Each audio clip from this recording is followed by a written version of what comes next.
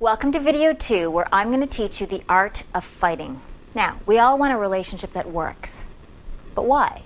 Well, it provides companionship, affection, sex, support, security, and it empowers achievement and builds confidence in all areas of life. However, if your relationship is not working, you get conflict, fighting, stress, drama, loneliness, even depression. It drains your energy, it lowers your esteem, it can impact your health, your work, and it generally screws up your life.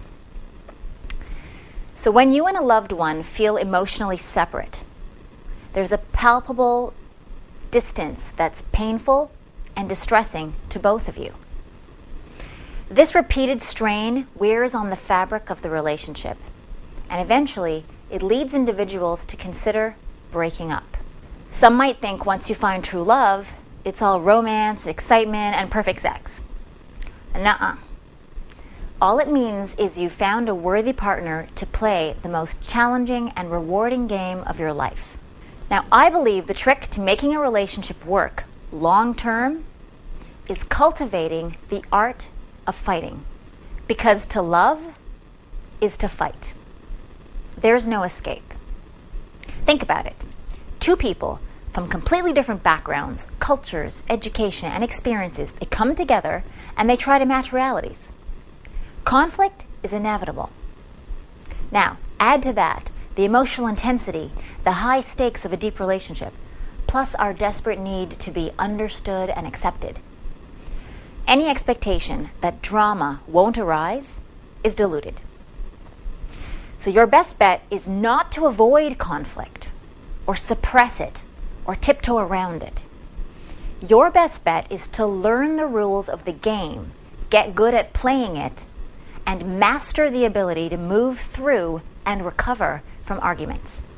So these are the tools I want to teach you in the art of fighting. First tool, go from opponent to ally. Now, most people see fighting as a combat. It's you against the other in a duel of wits. You have a valid point of view. They think they do as well. So you fight it out in an argument until there's a winner and a loser. But what if you viewed fights another way? Instead of you versus them, what if you had both of you and them, on the same team, armed against a third thing over there called a misunderstanding? It turns out most conflict actually reduces down to some form of misunderstanding, which is the real enemy. But unified, you and your partner can work together to undermine that enemy. This way, once the fight is over, you both win. So imagine that. To go from fighting each other to joining forces and defeating something else that threatens the relationship. A fight then becomes a team effort to protect your sacred connection. Now, this framework diffuses antagonism and builds intimacy. But more importantly, it is the most effective way to fight. So try it out for yourself. Next time someone you love gets upset with you, become an emotional detective on the hunt for a misunderstanding. Begin to look for possible culprits, a misinterpretation behind their anger. Ask questions to yourself and to the other. What is their understanding? And how is that different from your meaning or intention? If you assume that there's a misunderstanding at cause, you will always find it. And what you'll discover is that the misunderstanding is actually the same every time. Let's take an example. So imagine a girl named Kate is upset because her boyfriend Chris is out late with his friends and he forgets to call home. So Kate's up worried until 3 a.m. in the morning, and Chris waltzes in early in the morning, around 3:30, and he sneaks into bed with Kate, where she's waiting to pounce. Now, she accuses him of being callous and insensitive.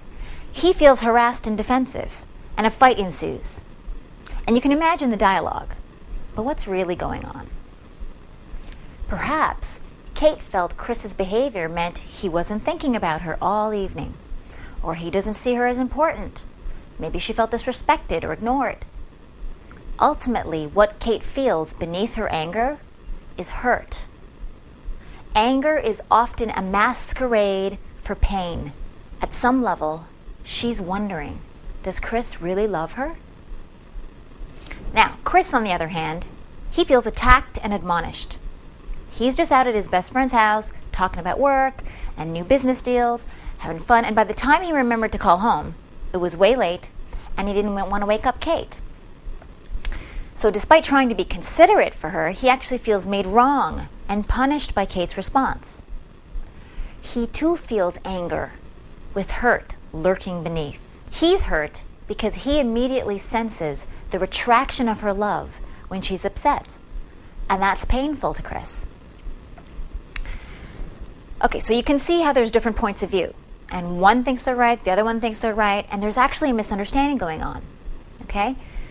So the final trick in the art of fighting is to realize not just that all fights are misunderstandings, but that all misunderstandings between lovers actually reduce down to something like, you don't respect me, you don't understand me, you don't care about me, which in turn reduce to some version of, you don't love me. Okay? So this means that every fight, no matter what it's about, actually distills down to one party thinking that the other doesn't love them. So why do we care if we're loved or not? Why is it so scary? Loss of love is the fear that lies at the base of all relationship issues. It's one form of our deepest fear, death, the mother of all fears. Think about it. Love-lacking parents meant death to a young child, dependent on adults for survival. So we code loss of love in any situation as if it's the loss of love that we might have experienced with our parents. And we experience it with the same horror as death itself. That's why we get so bewilderingly upset when we're fighting, even over minor things. When we're triggered or upset, in fight or flight state, beneath it all, our body is reacting as if it's going to die. A fight is a symptom of one party feeling unloved. So, next time you or your lover get upset, see if you can notice the undeniable fear and pain that sits beneath the anger, yours or theirs. Okay? Try to find the hurt under the anger. Try to trace it to a sense of not being understood, not being accepted, not being loved. So if you look with a magnifying glass, you're bound to find this common misunderstanding. I promise you. Now, one should not be afraid of fighting. Once you practice, it actually becomes a healthy forum for uncovering hidden details about yourself and your partner. As well, it cultivates emotional muscles. Remember, human beings actually learn through conflict. And when it gets resolved effectively, it serves to strengthen the relationship. Let me repeat that. Fighting can actually bring you closer together, because shared challenges and triumphs actually create intimacy and mutual respect. Now, the second tool for the art of fighting. I want you to maintain physical contact during conflict. Now, touch is life's most primary sense. It came before taste, smell, sound, or sight even developed. All other senses are based on touch. It's our body's first form of communication. Babies and mothers know this instinctively. We feel loved and safe when we're touched. It also induces the release of oxytocin, a hormone that promotes relaxation, suppresses fear, removes anxiety, and basically generates positive social bonding. So this is why I tell my clients it's really important to make physical contact as soon as you sense conflict. It could just be reaching to touch their hand. Now, I know this sounds totally counterintuitive, right? The last thing we feel like doing when we're triggered is to reach out and grab our partner's hand. But That's exactly the kind of move that makes for an extraordinary relationship. Now, if you reach out to touch your partner's hand and they pull away, your pulling away of your hand is actually a pulling away of your love.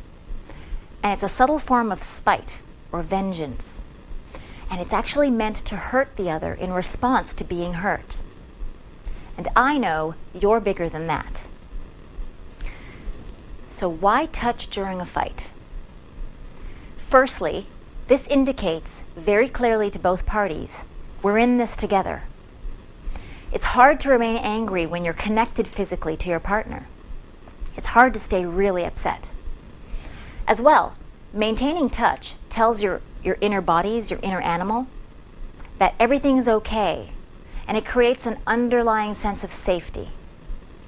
It also reminds both parties at an unconscious level that love is still present despite the tension. Now, this is the most important feature of touch during fighting, since feeling unloved is the deepest source of all conflict. So I highly recommend holding hands while you talk, or having your hand on the other's chest, any form of touch. It doesn't matter who leads the touch, but the receiver should accept it and resist the egocentric pulling away of their hand. It really takes a lot of courage to reach out to someone during a fight. And we want to reward rather than reject that effort, that heroic effort. So in my experience, staying physically in touch during tense conversations is the quickest move to start the resolution process. It's the single most effective way to keep emotions from spiraling out of control. Third tool in the art of fighting: create a custom soothing technique. This is an incredibly powerful tool used to diffuse conflict at any stage of escalation. Okay, so what is it? Next time you and your partner are in a loving, positive state, okay, ask them, honey, what would you most like to hear and feel from me when you're upset or triggered? And then listen to what they say. Help them figure out. Attend to their energy. Listen to their exact sentiments and key words. Help them tease out the key ideas and actions that can be completed within about 30 seconds. This is what we're trying to figure out, is what they ideally would want to hear and feel when they're in the middle of a fight from you. Now write down this soothing mantra.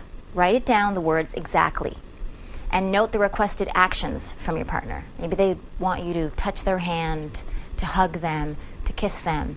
Whatever it is that they want to hear and feel, write it down. And do this both ways, okay? So ask each other and then write it down.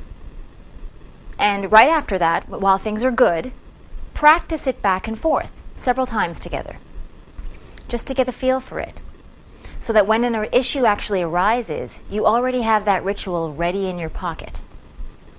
Okay, for example, I have 2 clients that have developed the following soothing techniques doing this exercise. So when upset, what she most needs to hear from her male partner is, I love you, I'm not going anywhere, you are the only woman for me. While looking into her eyes, she also requested that a full body hug be given that lasts 5 seconds or more. That's how specific it is. So her male partner wrote all that down, and whenever she's upset, he literally takes the piece of paper out and he just does it. Now, when he's upset, what he most needs to hear from her is, I understand you, I trust you, you're safe to express whatever feelings come up, I accept and love you just the way you are, accompanied by her hand on his chest. That's his soothing mantra. And so she studied that and keeps it in her mind, so whenever he's upset, she brings that out and expresses it. And since these were custom created by each individual, they fulfill exactly what they're most wanting to hear in those tense moments. When you say the other person's soothing mantra during a happy space, your partner, you'll see, will feel a rush of appreciation and satisfaction. When you say it during a conflict, it serves to relax and soothe your partner into softness. So, now, during a fight, Who says their mantra first? Well, whoever first remembers this technique should start. The one with the emotional energy and strength to say it should say it. Don't wait for the other. And it doesn't matter who starts. But the partner that does start gets props for being brave and taking the lead. So those are the 3 first introductory tools in the art of fighting. First one was go from opponent to ally. Instead of dueling with your partner, get on the same team and see if you can find the third enemy over there, which is the misunderstanding. The second tool, make physical contact during a conflict right away. Touch tells your body and their body that you're safe, that love is still present, and that we're going to work through this. The third tool, interview your partner when everything's good and try to find what they really need to hear and feel when they're upset. What would do the most to soothe them? Write that down, practice it when you guys are in a good space, and then use that technique next time you're in a fight. And remember, whoever does it first wins. Okay? So that's my first 3 tools, and I'll be sharing more with you soon. Thanks for tuning in.